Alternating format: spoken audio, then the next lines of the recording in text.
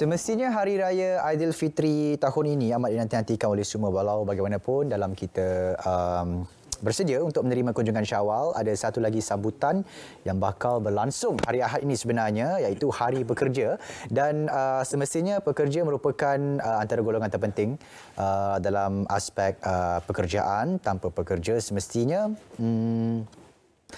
majikan tidak mampu untuk menyelesaikan masalah yang besar dan juga tidak mampu untuk membina satu syarikat yang gah di mata dunia sebenarnya. Dan apabila kita bercakap berkenaan dengan Hari Pekerja, ada di kalangan kita yang bukan sahaja bekerja sepenuh masa, tapi ada yang bahagikan masa kerja dan juga belajar. Itu sebenarnya kita nak kupas pada hari ini, iaitu pembelajaran sepanjang hayat meningkatkan kompetensi, melonjakkan produktiviti, bersama dengan Dr. Muhammad Afzan Khan Muhammad Khalil, pengarah apel Open University Malaysia, OUM. Assalamualaikum, Doktor. Waalaikumsalam. Alhamdulillah. Sekali pandang macam Syarohan, Doktor. Doktor, apa yang dimaksudkan dengan pembelajaran sepanjang hayat ataupun PSH ni? Terima kasih banyak-banyak kepada RTM yang menjemput saya hari ini untuk sharing session. First of all, saya nak ucapkan ribuan terima kasih. So, apabila kita bercakap tentang pembelajaran sepanjang hayat, sebenarnya definisi dia adalah sangat luas.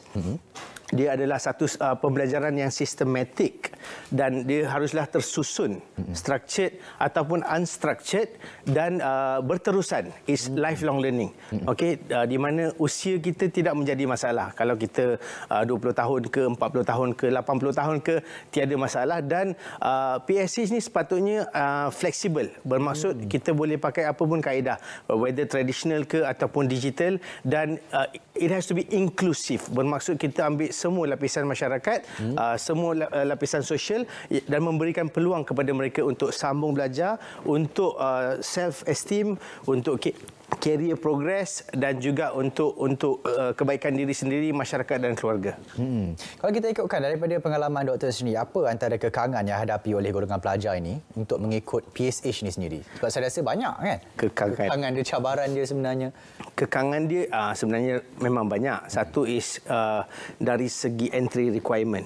Okey, dalam sistem pembelajaran, dalam education line, kita kena tahu setiap program ataupun setiap institusi ada syarat-syarat kemasukan dia yang tersendiri. So apabila kita ada PSH ni, the syarat becomes longer. Okay, the syarat becomes longer and we can give more opportunity to people. Kita boleh bagi lebih banyak peluang kepada orang untuk masuk belajar. Satu adalah syarat kemasukan.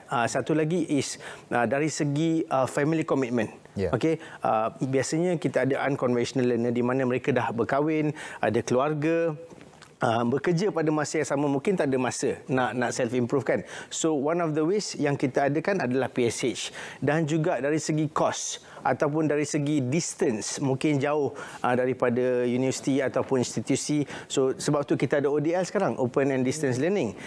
Dan juga masalah psikologi. Saya tak bagus, saya rasa saya kurang confident. Biasanya orang yang dah lama tinggalkan sekolah, dia ada perasaan macam ni.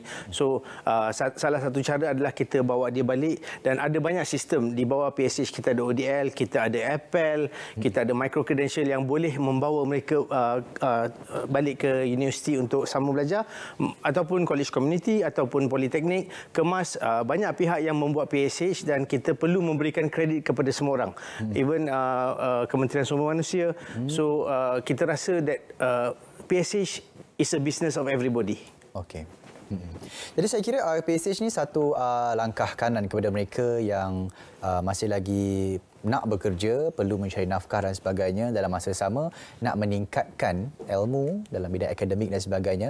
Jadi saya kira meningkatkan tahap pendidikan itu salah satu cara untuk kita naik pangkat dalam syarikat, misal kata. Namun dalam hal itu, adakah kursus-kursus PSH ini lebih tertumpu kepada kursus-kursus yang kenaikan pangkat contohnya, ataupun bebas pelajar untuk memilih kursus-kursus yang ditawarkan? Okay. Satu soalan yang sangat bagus, Syekh. Alright, bila kita tengok pasal naik pangkat ni, is very subjektif. Betul. Sebenarnya kita PSH ni, orang lain mempunyai goal yang berbeza. Semua orang mempunyai purpose yang berbeza kan. So ada yang belajar untuk naik pangkat. Ada yang belajar untuk nak tunjukkan contoh yang baik kepada cucu mereka, anak mereka.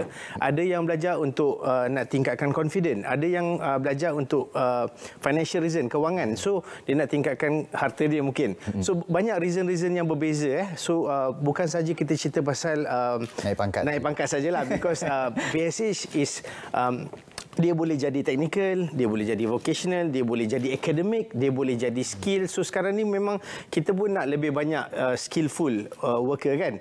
So kalau boleh 35%, 35% adalah high skill workers in Malaysia. So bila kita cerita pasal PHH, dia tidak semestinya untuk naik pangkat saja, tapi dia ada banyak faktor-faktor yang lain yang bergantung kepada individu. Okey, baik. Apa antara strategi utama untuk kita dapat kaitkan dengan pembelajaran sepanjang hayat ni bagi melonjakkan lagi produktiviti negara? Okey, strategi dia, of course kalau you tanya saya akan jawab Apple sebab saya memang orang Apple. So Apple, kita ada Apple Access, Apple untuk kemasukan, kita ada Apple untuk Credit Award, dan sekarang ni kita ada Credit untuk Apple untuk Qualification. Okey, kita boleh memberi kemasukan kepada orang untuk masuk ke universiti, belajar, get recognition. Kita juga boleh beri Credit Award kepada orang, penganugerahan kredit di mana jangka masa pelajaran dia dapat dikurangkan, graduate faster, ataupun sekarang FLQ qualification. Okey, melalui proses-proses yang tara yang terperinci satu. Dan juga bila you tanya pasal strategi, banyak lagi kita boleh cerita pasal digital ecosystem, kita boleh cerita pasal credit bank system, kita boleh cerita pasal open and distance learning, kita juga boleh cerita pasal skills over knowledge, kita boleh cerita pasal support system yang kita beri kepada pelajar kita, ataupun capacity building, mempromosikan PSH supaya semua orang di Malaysia yang di bandar maupun yang kawasan dalaman mereka faham tentang kepentingan PSH. So itu antara strategi-strategi.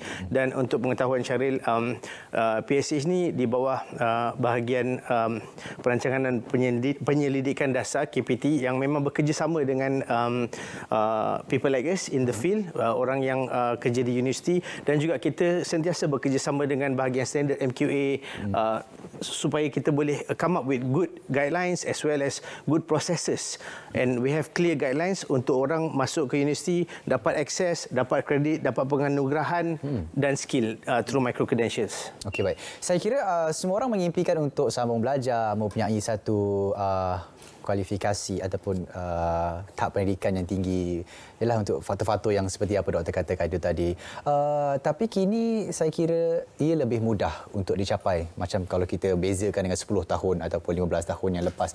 Jadi saya kira kualiti pendidikan kini itu lebih mudah untuk dicapai berbandingkan dulu. Jadi di mana saringan itu dilakukan? Maksudnya macam mana ditapis dan sebagainya, kualiti itu dijaga? Okey, kualiti memang kita tahu kualiti diselia oleh MQA.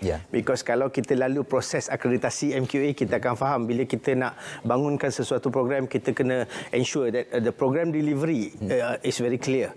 Kita kena pastikan benda-benda yang dikaitkan dengan penilaian kena adil, kita kena pastikan support system yang bagus diberi kepada student, kita kena pastikan educational resources yang mencukupi diberikan, program management yang bagus, dan juga quality assurance di mana setiap institusi ada dia punya perancangan untuk audit, internal audit maupun external audit, dan juga kita kena involvekan stakeholder. Kita kan kena melibatkan lebih stakeholder untuk masuk dan bagi pendapat. So apabila kita cerita pasal quality, sekarang ni obviously kalau kita nampak universities especially bekerja sangat keras untuk meningkatkan kualiti pendidikan, but we do not live in a perfect world.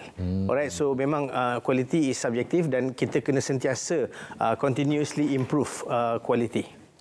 Okey, baik. Mungkin continuously memperbaiki akademik dan sebagainya, kualiti pendidikan. Kita akan bincangkan selepas ini nanti. Tapi kita akan berehat seketika. Kita akan kembali selepas ini dalam Lensa IPT.